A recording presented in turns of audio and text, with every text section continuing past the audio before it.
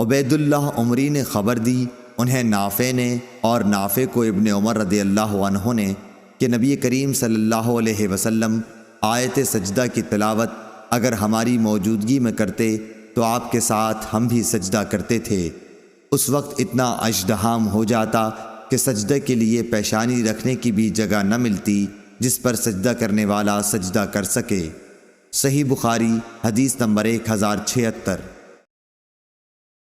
ابو بکر بن ابی ملیکہ نے خبر دی، انہیں عثمان بن عبد الرحمن تیمی نے، اور انہیں ربیعہ بن عبداللہ بن حدیر تیمی نے کہا کہ ابو بکر بن ابی ملیکہ نے بیان کیا کہ ربیعہ بہت اچھے لوگوں میں سے تھے۔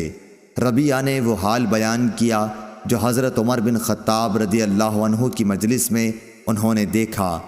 حضرت عمر رضی اللہ عنہ نے جمعے کے دن ممبر پر سورہ نحل پڑھی۔ جب سجدے کی آیت وَلِلَّهِ يَسْجُدُ مَا فِي السَّمَاوَاتِ آخر تک پہنچے تو ممبر سے اترے اور سجدے کیے، تو لوگوں نے بھی ان کے ساتھ سجدہ کیا۔ دوسرے جمعے کو پھر یہی صورت پڑھی۔ جب سجدے کی آیت پر پہنچے تو کہنے لگے، لوگو ہم سجدے کی آیت پڑھتے چلے جاتے ہیں، پھر جو کوئی سجدہ کرے اس نے اچھا کیا، اور جو کوئی نہ کرے تو اس پر کچھ گناہ نہیں۔ اور حضرت عمر رضی اللہ عنہ نے سجدہ نہیں کیا، اور نافع نے حضرت عبداللہ بن عمر رضی اللہ عنہ سے نقل کیا کہ اللہ تعالیٰ نے سجدہ تلاوت فرض نہیں کیا، ہماری خوشی پر رکھا۔ صحیح بخاری حدیث نمبر 1077۔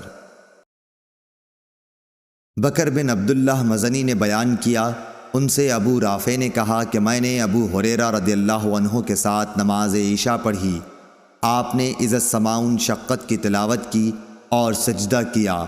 میں نے عرض کیا کہ آپ نے یہ کیا کیا؟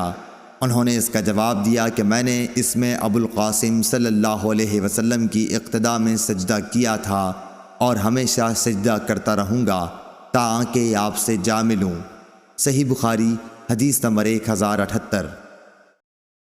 یحییٰ بن سعید قطان نے بیان کیا، ان سے عبید اللہ نے، ان سے نافع نے، اور ان سے ابن عمر رضی اللہ عنہ نے، کہ نبی کریم صلی اللہ علیہ وسلم کسی ایسی صورت کی تلاوت کرتے جس میں سجدہ ہوتا، پھر آپ سجدہ کرتے اور ہم بھی آپ کے ساتھ سجدہ کرتے، یہاں تک کہ ہم میں کسی کو اپنی پیشانی رکھنے کی جگہ نہ ملتی۔